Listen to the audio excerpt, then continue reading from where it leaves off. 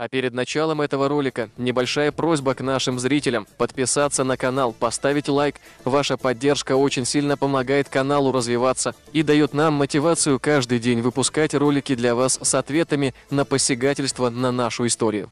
Данный видеоролик не преследует цели задеть или оскорбить чьи-либо чувства. Ролик был создан исключительно в образовательных и познавательных целях. Берегите себя.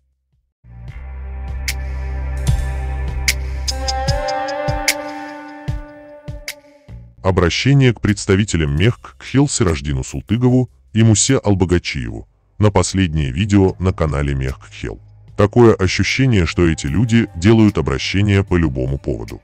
На этот раз Сираждина и Мусу возмутило, что представитель Тейпа Мужахой якобы оскорбил ингушей.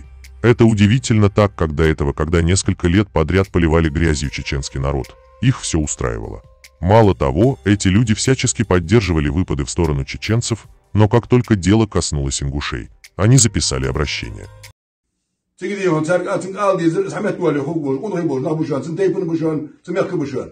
Сираждин, Муса и все остальные мнимые братья говорят нам о братстве вайнахов, но вспомните хоть одно обращение, где ингуш перед камерой так яростно осуждает оскорбления в сторону чеченцев.